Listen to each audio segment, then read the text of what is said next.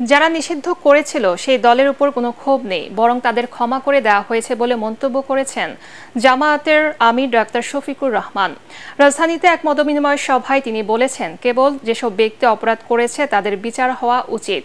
ধর্ম কিংবা দলের ভিত্তিতে দেশকে বিভক্ত না করতে সবার প্রতি আহ্বানও জানিয়েছেন তিনি। ইমদাদুল্লাহ বাবুর রিপোর্ট।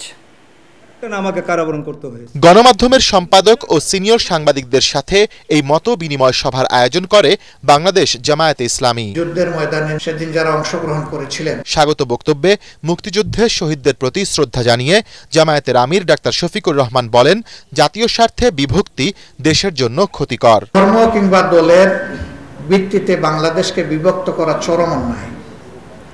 আর যেই জাতি এই ধরনের বিষয় নিয়ে বিভক্ত হয়ে পড়ে, এই জাতি হয় একটা দুর্বল জাতি, এবং দুর্বল জাতির উপরে অন্যরা মাতব্বরি করার সুযোগ পায়। এই মাতব্বরির জায়গাটা আমরাই তৈরি করে দেই। এ সময় মুক্ত আলোচনায় সম্পাদকরা বিভিন্ন সরকারের সময় গণমাধ্যমের উপর হস্তক্ষেপের সমালোচনা করেন।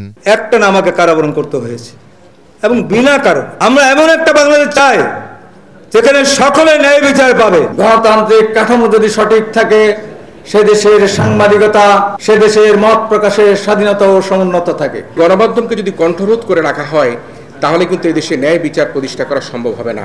গণমাধ্যম যাতে নিষ্পেষিত মানুষের কথা বলতে পারে, গণমাধ্যম যাতে এদেশে রাজনীতিতে যে বিভাজন সৃষ্টি করে মানুষের মধ্যে অনৈক্য তৈরি করবার চেষ্টা যারা করেছে, তাদের বিরুদ্ধে সংবাদ পরিবেশন করতে পারে। সমাপনী বক্তব্যে আমিরে জামায়াত জানান, তাঁর দল শুধু গণমাধ্যম নয়, সবার স্বাধীন মত প্রকাশের অধিকার নিশ্চিতে প্রতিশ্রুতিবদ্ধ।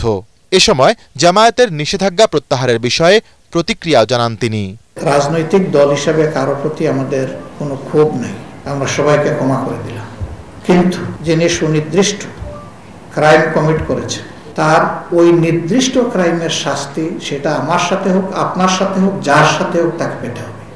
এটা যদি নিশ্চিত না হয়, তাইলে সমাজে কোনো সংশোধন হবে না। ভবিষ্যতে আমরা যখন কোনো সুযোগ পাব, আমরাই যাতে আবার আরেকজনের উপরে জুলুম না করি, আপনারা আমাদেরকে শক্তভাবে ধরে সাহায্য করবেন। যে কষ্ট আমরা পেয়েছি অন্যদের দ্বারা, আমাদের দ্বারা যেন একই কষ্টটা অন্য কেউ না পায়। বিদেশি রাষ্ট্রের উদ্দেশ্যে তিনি বলেন, জনগণই নেবে দেশের যে কোনো সিদ্ধান্ত। ইমদাদুল্লাহ বাবু, এটিএন বাংলা, ঢাকা।